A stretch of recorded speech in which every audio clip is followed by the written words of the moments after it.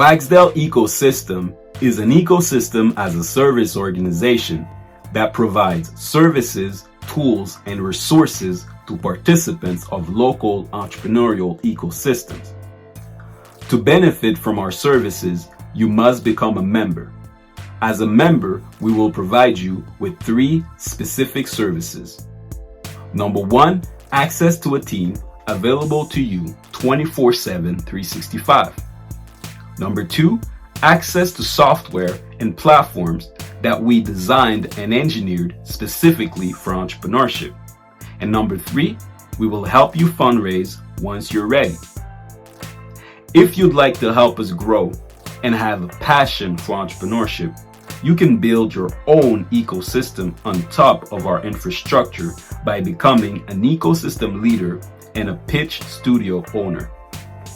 To be eligible, you must meet the following criteria. Number 1, passion for entrepreneurship. Number 2, ability to build your own advisory team. Number 3, ability to build an amazing startup community. WXDL is an online and software-based ecosystem as a service. To learn more about our concepts, please visit www.waxdaleecosys.com or www.waxdaleecosys.com, or you can sign up directly on our Meet360 platform at www.meet360.org or www.meet360.org.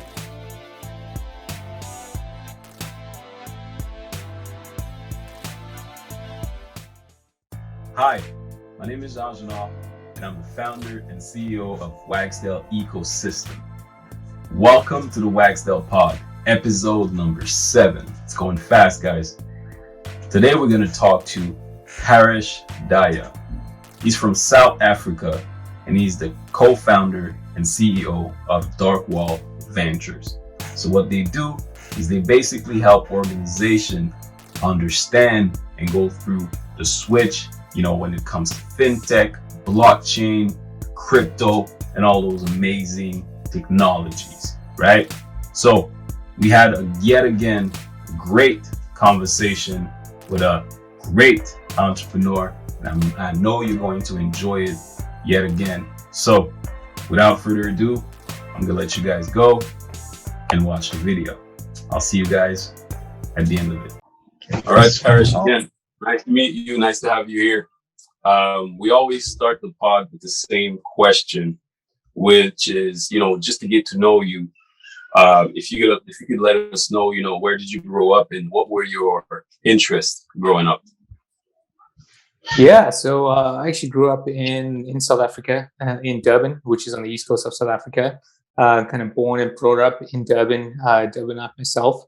And I was always interested in usual things that youths are interested in, right? So, playing a lot of sports, hanging out with the friends, and just getting along. Started getting involved in computers towards my latter high school, and that's where I really started getting interested in software development, programming, and potentially even how that interfaces with the financial systems.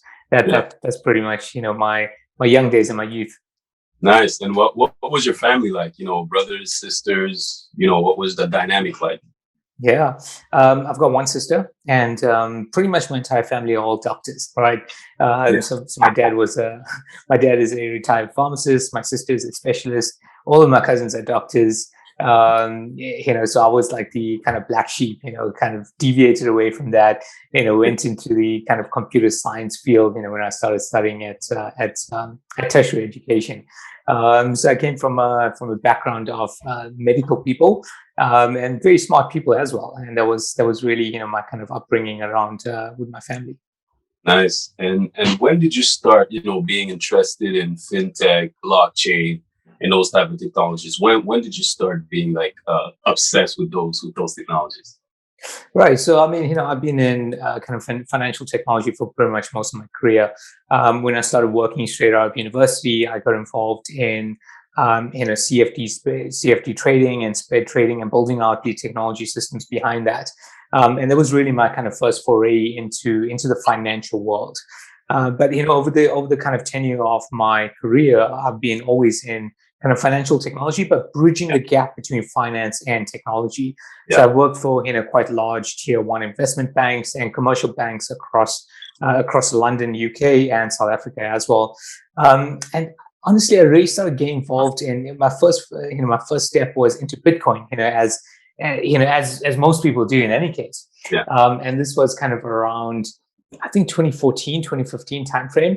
And I was kind of tinkering around online, and I was buying a couple of services, and I was doing a few things I was paying. And one of the checkout options, was obviously Visa, Mastercard, EFT, and I saw this little, B sign that said, we accept Bitcoin.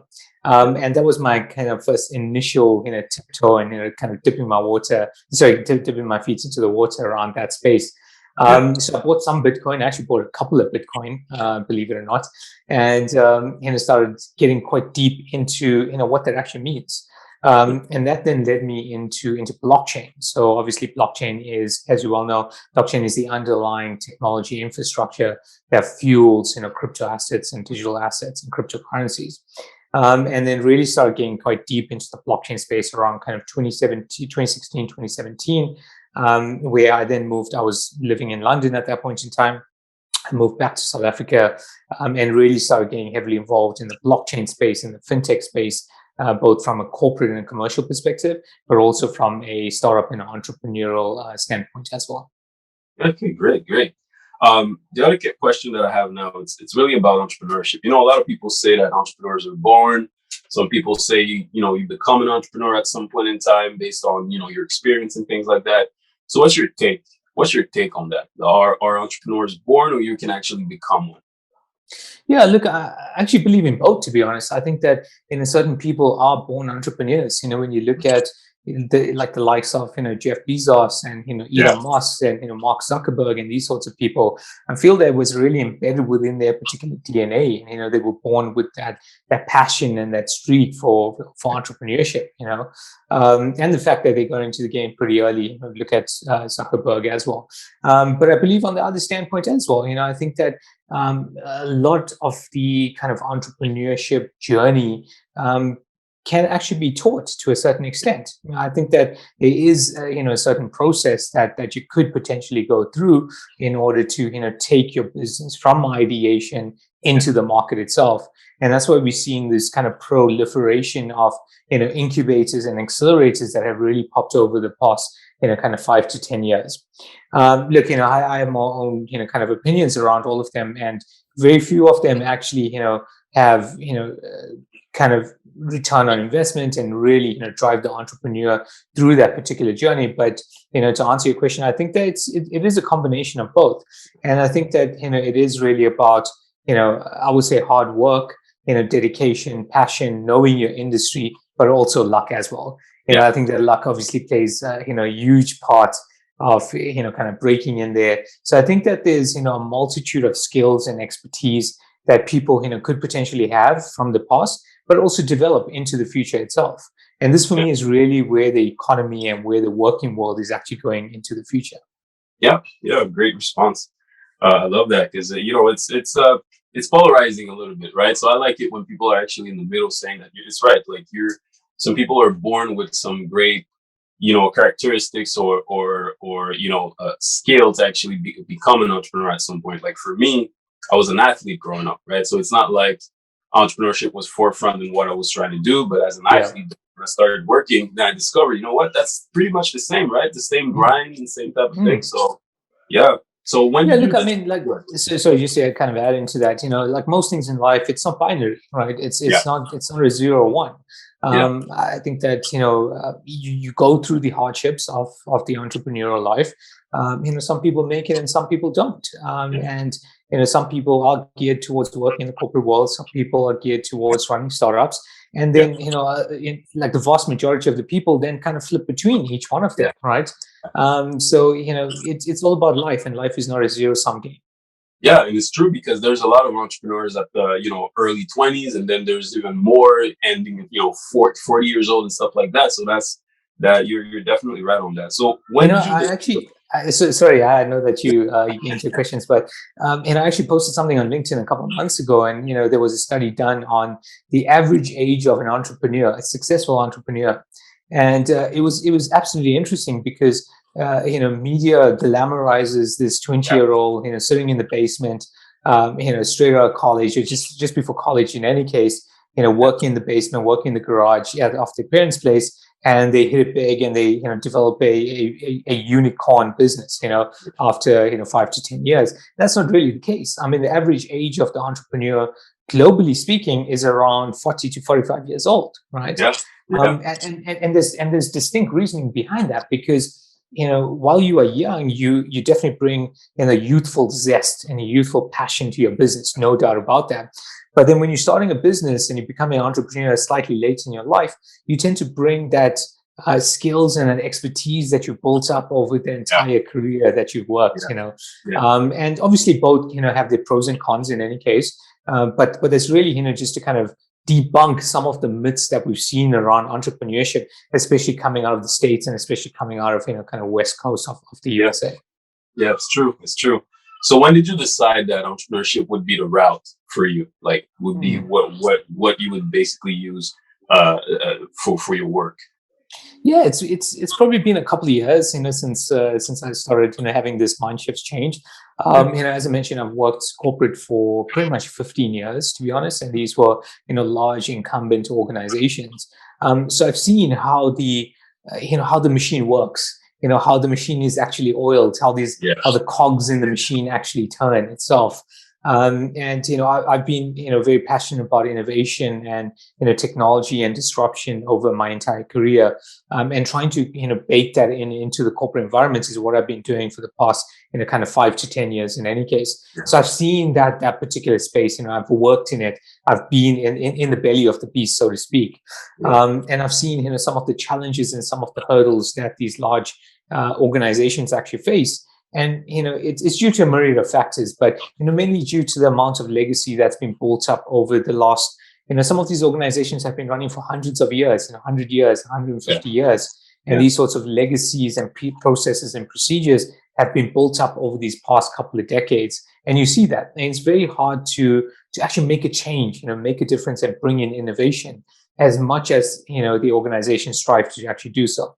So I've been in the case of working in, dedicated within innovation segments and divisions within these organizations.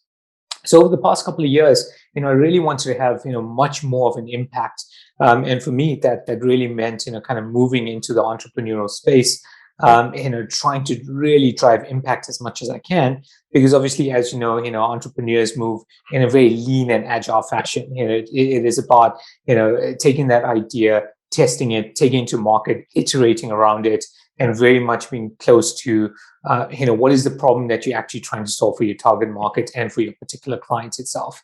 And that for me has been a journey over the past couple of years. And that's really where, my mind is and why I actually want to embark on this particular journey. Great. So let's talk about Darkwall Ventures. So why did you start it, and what is it? What's the business model, and what are you trying to accomplish with that business? Sure. So I'm actually involved in a few businesses, as you can see from some of my profiles as well. So I like to think of it as Darkwall Ventures is a advisory and consulting firm that helps companies and organizations navigate the unknown, right? We are in the space of this entire fourth industrial revolution that's taking over the world, right? We've been through three revolutions, and we are currently in this fourth industrial revolution that's been driven by technological evolution, right? And technological maturity, if I can say it that way. So a lot of companies and organizations are kind of trying to understand where they fit into this new world right now, but also more importantly, what is their business going to look like in 5, 10, 15 years down the line, right? Predominantly within the financial world and within the financial technology or the fintech world itself. So what we do at Darkwolf Ventures is our focus is predominantly on fintech, blockchain, digital assets, and cryptocurrencies. So we help our clients, organizations navigate through this exponentially changing world, of blockchain and fintech itself, and help them understand what their businesses, what their business models are going to look like in the future itself. And a lot of companies are actually struggling with this, right? So I think that there's a lack of understanding around, not just from a tech perspective, right? Because from technology is really an underlying implementer. But also, how do you then tie that back into their particular business model itself? So essentially, we target it from a strategic advisory and consulting kind of standpoint. And then we tap in, we try to help the clients understand and hone down directly, what is the problem statement that you're actually experiencing now? Where do we foresee that in the future? And help design, a strategy, vision, objectives, together with a solution of how they can actually move forward. And once we get into that particular, kind of domain, then, being a kind of globally connected organization and firm as Darkwolf Ventures, we then bring in a multitude of partners, whether it be software development or digital marketing or investments, to basically help solve the holistic problem statement that we see from a client perspective. So from that standpoint, we deal with everything from, investments to, technology labs, as I mentioned, advisory and consulting, but also we tap into research and education, which is, we find is extremely key within, this, new cutting edge world that we're actually moving into. Yeah, and then there's such a huge need for a business such as yours, because I feel like sometimes, entrepreneurs, they're going to use words such as, there's AI on my platform, we use blockchain, but it's not really true. Absolutely. Absolutely. It's what you're talking about. It's the buzzwords, right? And particularly, my background is finance, right? Or financial technology. So I've been in a space where, it's a very opaque domain. It's a very opaque sector. And the people that work within that sector want it to be that way for a specific reason, right? And it's basically, wrapped around with a lot of jargon, 3-letter acronyms like asset-backed securities, mortgage-backed securities, collateralization, derivatives, etc. So, one of our keys is, debunking, some of these terminologies and exposing some of the myths around this. So from that perspective, we have Darkwolf Ventures, but again, as I mentioned, I'm involved in a few other businesses, and I think that one that's quite worthwhile mentioning is a business called Fraxium, and I'm actually the chief strategy officer for Fraxium. Whereas Darkwolf Ventures deals with what I call the kind of first half of the value chain, which is advisory and consulting. Fraxium is kind of the second half of the value chain, which is product focused and execution focused. And what we deal with on the Fraxium side is we develop a launchpad platform, innovation platform for fintech businesses to be able to deliver their businesses or their products cheaper, faster, and quicker. And under the covers, we're actually using cutting edge technology like blockchain to facilitate building out new financial business models for the future itself. Great. You're basically what I would coin a ecosystem as a service. This is basically how we call ourselves, because an ecosystem as a service is you're basically participating in every single stage of the process of building those type of businesses in the blockchain and fintech. So I would say that you're an ecosystem as a service type of organization, or the way that you're thinking. So I think that business models are evolving very quickly at this point in time, right? I think we're starting to see that move away from these mega corporations, what we call these kind of big tech, kind of corporations like and you know what I'm talking about, your Amazons, your Facebooks, etc. Look at Facebook. Facebook wants to own every single part of the market, right? All the way from a core offering of social media to moving into finance, moving into business marketplaces, etc. We take a very different approach with a growing global movement to actually say, let's bring in strategic partners within this particular ecosystem who can deliver specific expertise within their particular domain of knowledge, right? And that for me is really key. It's not about capturing the entire market itself, but bringing the partners, bringing the ecosystem players along with you along the journey in order to try to accomplish what you're trying to do. And especially within the fintech space, right? I think that, we've just literally, moving into a new financial world. And it's up to us to actually define what that looks like, not just, 5, 10, 15 years down the line, but 50, 100, 150 years. We are building the underlying infrastructure and the foundation for this new financial wave. And for me, this market is wide open, right? You don't need to capture the entire market yourself. Bring your peers, bring your colleagues and your business partners along in the journey so that they can also bring their skills and expertise. Yeah, fantastic. Greg, I'm gonna let you go. I'm gonna let you go ahead with your questions. Yeah, thanks. Absorbing, Paresh. I just want to check in with you. What you're doing is obviously cutting edge, especially at the corporate level. What are some of your thoughts on the readiness of SA corporates, with the crypto space, BTC adoption, DeFi, things like that? What is your perception of how readily or their readiness to accept such technology in the business? So I'll give you a viewpoint from a couple of angles on that question. So let's start off with the easy part of the question, and I'll start off with startups and entrepreneurs within the space. I think that we have tremendous talent here in this country, right? And not just within South Africa, but on the African continent. We see what's happening in South Africa with entrepreneurs, but also in the bigger economies, right? When you look at Nigeria, what's happening in the fintech space, like, Flutterwave and, Paystack and all of these fintechs. So I think that Andela, and, I think that we have tremendous talent. What we're doing on the entrepreneur side is absolutely cutting edge, right? There's numerous startups, particularly within fintech and blockchain, that are doing tremendous work within the crypto asset exchange, within fintech, within payments, within lending, within borrowing.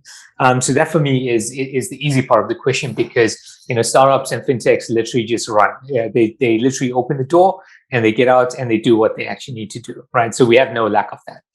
But Greg, from a corporate perspective, I think that what I'm finding is that there's quite a bit of apprehension around deep diving into very deep kind of technologies and new business models, such as blockchain and such as digital assets. So I won't use the term cryptocurrencies. I'll use it synonymous with digital assets itself, because that could actually encompass everything from cryptocurrencies to things like central bank digital currencies, etc. Right? So it's a larger umbrella.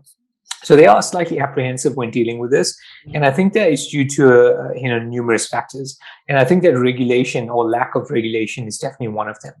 So within South Africa itself, digital assets lie in a very gray area. So it's not actually regulated, by the Financial Sector Conduct Authority, but the regulators do come down pretty hard in terms of kind of pushing people and pushing companies towards having a financial services provider license and being regulated within the space, purely from the standpoint is because we've seen a lot of scams, right? Obviously in unregulated markets, there are a lot of companies, promising average citizens, quite a bit in terms of returns and investments. And really that's why our regulators have come down pretty hard on a lot of companies itself.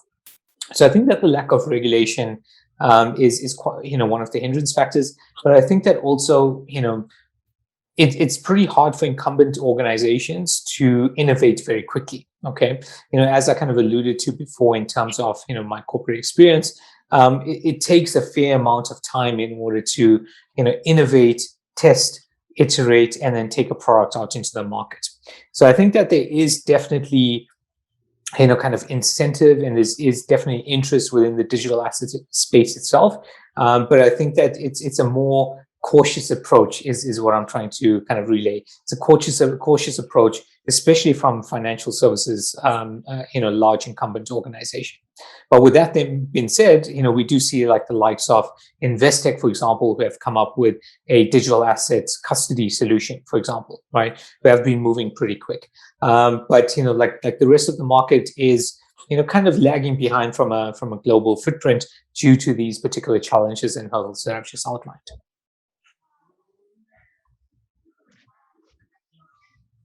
Yeah, you here? Yes. Yeah, thanks, Paresh. Just leading on that one, we touched on the legislation, and I tied back to some of the bigger markets, as we mentioned, that Nigeria, etc., that had these legislations imposed, even though they were really booming or are still booming in that digital asset space.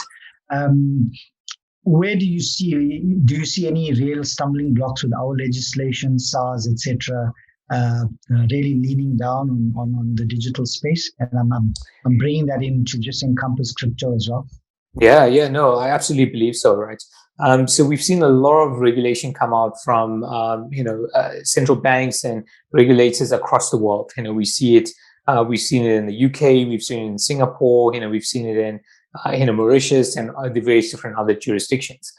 You can have a wide spectrum of the standpoint of regulation within a particular country. You can go all the way from China, which has actually banned Bitcoin itself, all the way to being very open, and what we see in like the likes of Malta and Singapore, very much open to digital assets, crypto innovation, but very regulated as well, right? So you have a line. That's the line that you need to adhere to. Those sorts of countries enable innovation, enable disruption, new financial products coming in. But of course, you need to be in line with regulation, and you need to adhere to policy and regulation within that particular country. Now, if you kind of tie that back into South Africa, you've got to remember, from a central bank perspective, what is the core mandate of the central bank? It is really at the heart of it to protect the financial and economic stability of the country. Right. So, and if you dive down a little bit deeper, is to protect the interests of the average citizen. Okay. And that's why we've seen, like the FSCA take quite a hard stance on, these scams that are coming out within the country itself. So, the South African Reserve Bank actually kicked off, what we call the Intergovernmental FinTech Working Group, which is the IFWG. Now, the IFWG comprises of all of the regulators within South Africa. That's the Reserve Bank, the National Treasury, SARS, FSCA, etc. And the IFWG was really formed to have a look at, bringing together the multitude of regulators within South Africa to help guide, innovation and the kind of industry that we're moving down with in South Africa.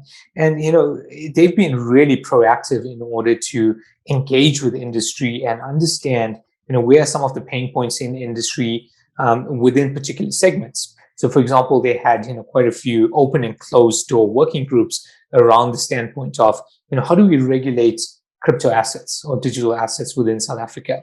So in not, taking a kind of totalitarian, look at it and a standpoint to say this is what the regulation actually is. It was more an inclusive approach to actually engage with industry and understand from industry, what are some of the opinions, what are some of the suggestions that we can bake into it. So, Greg, that's been going on for a couple of years now. That was kind of initiated around kind of 2018, 2019 standpoint, going through, kind of waves of iteration around these papers. And around April 2020, they actually released a position paper on digital assets and how potential regulation, could be legislated within the country itself. So, I particularly see that being imminently, kind of baked into legislation, probably around the next kind of 12 to 18 months, if we look at optimistically speaking. But that position paper really kind of outlined, from a digital asset perspective, what is the regulation around things like service providers, for example? What do you need to adhere to? What are the reporting standards? Do you require a financial services provider license? And the whole entire remit that actually goes with that. Great. And just before I hand you back to Jean, my last question is just on, we touched on the citizens. And this whole uh, blockchain, digital assets, NFTs, all these things that are just piling on, and this is the way the world is moving. Yeah. But obviously, citizens are way behind. Even as we speak, we're just interested in, because we're engaging a lot with keeping up to date. What is the plan for Dark World Ventures in terms of consumer education? Sure. So I actually, me and a few kind of partners, started a company a couple of years ago, Blink, and actually it was under the covers of what we call BEXA, which is the Blockchain Entrepreneurs Club of South Africa. And one of the core, fundamentals of BEXA was really education, right? And helping people understand what this actually means.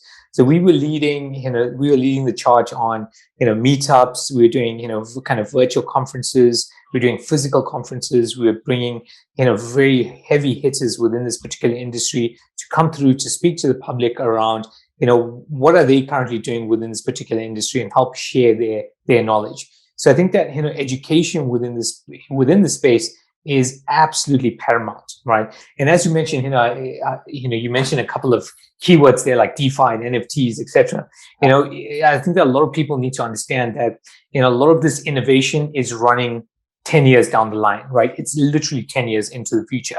So if the average man on the streets, wants to look at, investing into DeFi, for example, I would basically say, either hold off from doing it yourself or use a service provider that actually understands the space, that can provide a platform experience for you that is very easy to use. You can, deposit money and invest in these sorts of, kind of new, kind of platforms if you so wish to do so. But education, Greg, is really at the heart of it.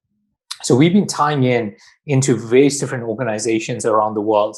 So, for example, I also sit on the board or the consensus forum for the South African National Blockchain Alliance, which is SANBA, which is really geared towards bringing the ecosystem together, but also raising awareness of this. And then we have very good partners out in Nigeria, Kenya, Uganda, India, Singapore, the UK, the United States, that we basically tap into, and we come together to basically progress the education, progress the information dissemination within this particular space itself.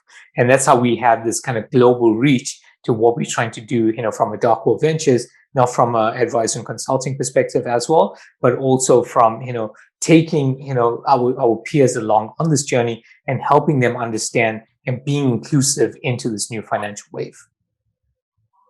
My last one, John. My last one. I just thought of something while Paresh was talking. Go for just it. In terms of growing the consumer base, the education, how handy is the example of Elon Musk and what he's done with Tesla, him being ex-South African, in that whole kind of great examples that we can use? No, absolutely. I think it's he is definitely an exemplar example. He's a role model for a lot of people to actually look up to. There has been some controversy over the last couple of days. If you've been following the actual crypto markets and what's been happening on Twitter, I always say, because I come from a very traditional financial background, trading background, where we used to work on foreign exchange trading, etc. If you've ever heard of the Bloomberg terminal, that traders actually use to execute trades, to get the information, to actually trade in real time. The new Bloomberg terminal of the new financial system is Twitter, right?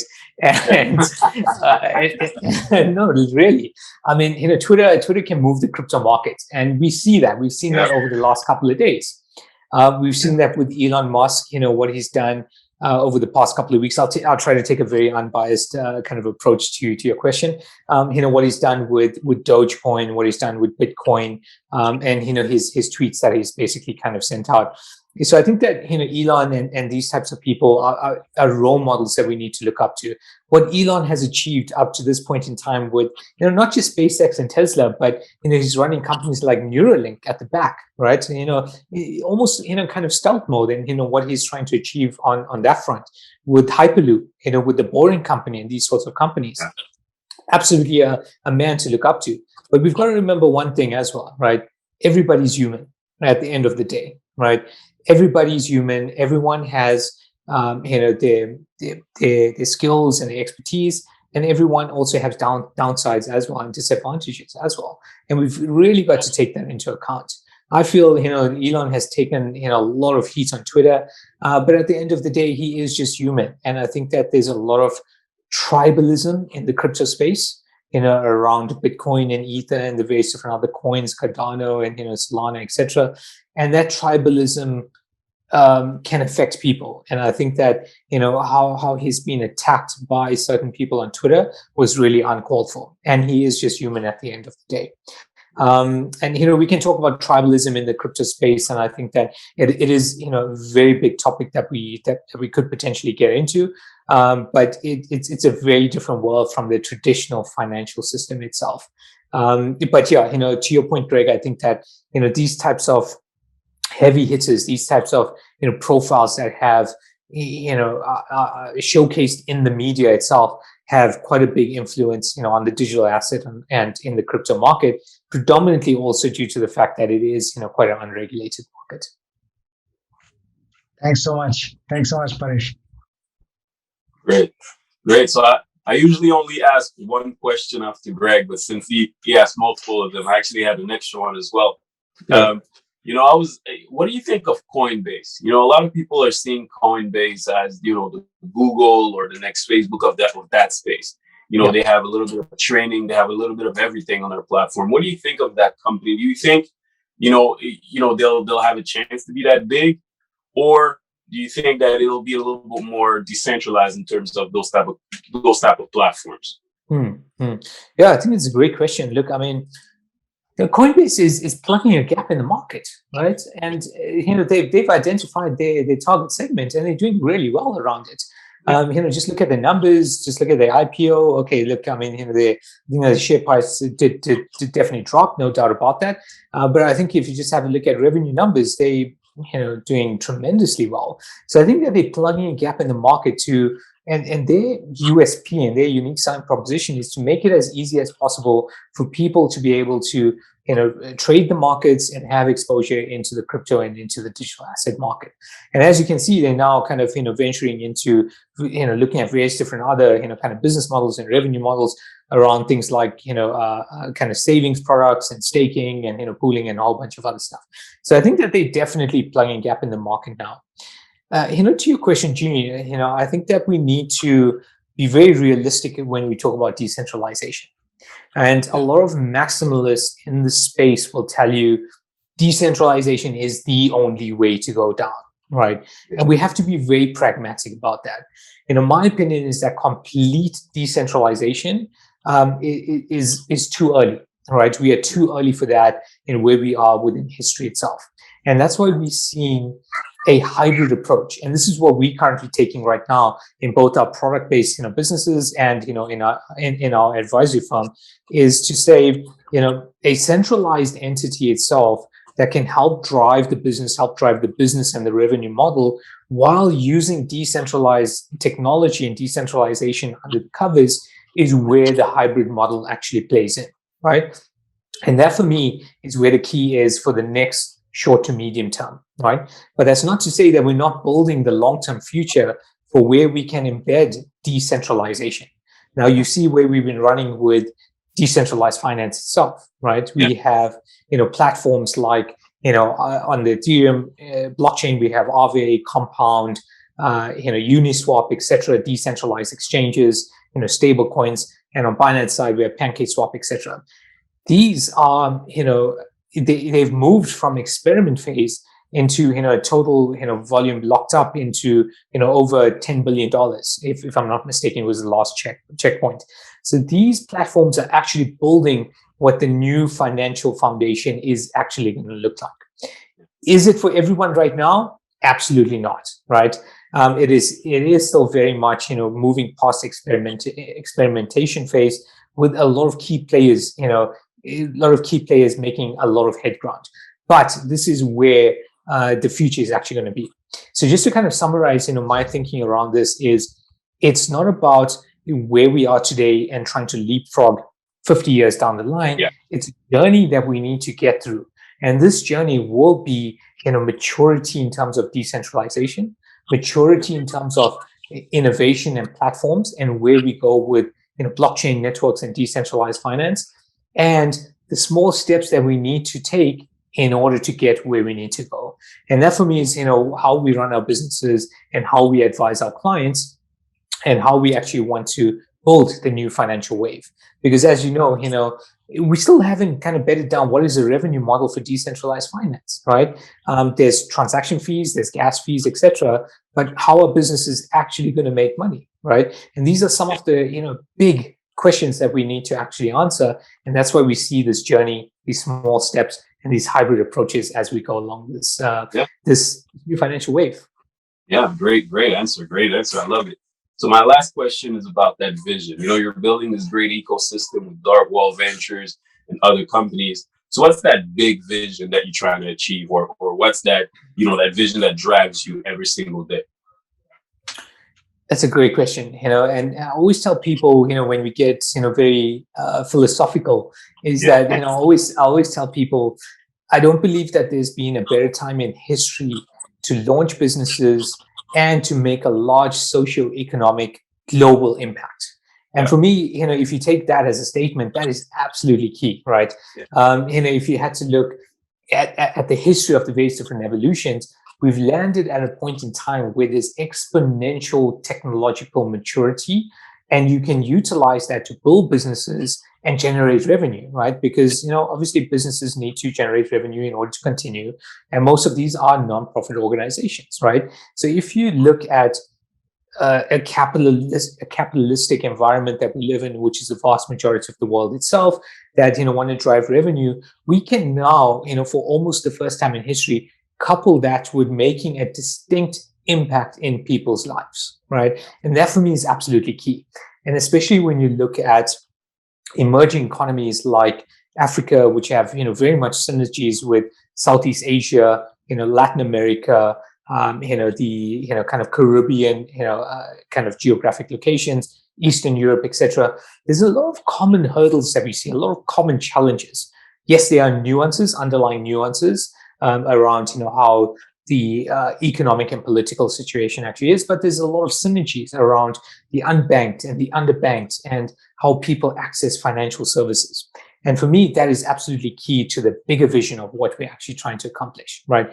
We are deep within the fintech space, and we want to actually utilize, new cutting edge innovative technologies to be able to build these new business models of the future, these new businesses of the future that really have a deep underlying impact to people. And we can really say, 50 years down the line, this is what we actually built.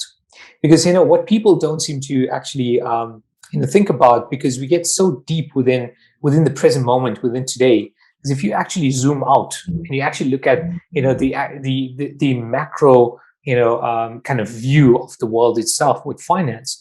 I mean, like the South African rand hasn't been in existence for a very long time. It's been about 150, 200 years, maybe even less than that. I need to just double check that. But we constantly have our mindset in order in terms of how the current financial system works, right? In order to say, I want to pay Greg, 1,000 rand, for example, there's only certain mechanisms that I can actually do it. And we need to zoom out. We need to look at that bigger picture to actually say, okay, this is how it actually was done, but how should it be done? How can we include people into this? How can we make it easier? How can we bring innovation into that current standpoint itself? And that for us is where that bigger vision is and what we're actually trying to accomplish. Nice, fantastic. Greg, anything to add? Nah, this was what I expected it to be: absorbing, informative, educative. And I think, we've been chatting, like we said, to quite a few blockchain masters over the last few months. And we're definitely going to have a part 2 session somewhere down the line. We'll reach out to you again. And I think there's a whole, we got our 6,000 plus user base is just going to absorb all this information. Yeah, maybe we should have like a group session or something and invite everybody that was that would be a great conversation, man. That would be amazing. People from all over the globe too, so that would be great. So maybe we should plan for that. Yeah, let's do it, guys. I mean, I think that we've kind of touched on a lot in this particular podcast, right? But I think that we can dive deeper into kind of certain domains. It'll be great. It'll be great. I'm game for it. Hit me up whenever you guys need me, and I'm in. Perfect. Sounds good. It was fantastic to have you on board, and we'll be in touch very soon. Thanks very much, guys. Appreciate it. Great chatting. Yes, buddy. All right, guys, this is the end. I know you were enjoying it. You didn't want it to stop, but unfortunately, it had to. We're going to bring back Paresh at some point in time to keep talking about the blockchain, crypto, fintech, and figure out, what we can do with that and how we can help entrepreneurs with that, right? And maybe we'll have our own projects as well, right? Again, I hope that you enjoyed it, because we did. Paresh is a super knowledgeable individual when it comes to those type of technologies, and we definitely are thinking about having a part 2. We've had a lot of conversations with a lot of entrepreneurs in those areas, from the Kubianis to Billy and now Paresh. So we are going to keep our eyes on those technologies, and we're going to make sure that we bring a lot of things to the table ourselves. So I'll see you guys next week for episode number 8, and take care of yourself in the meantime.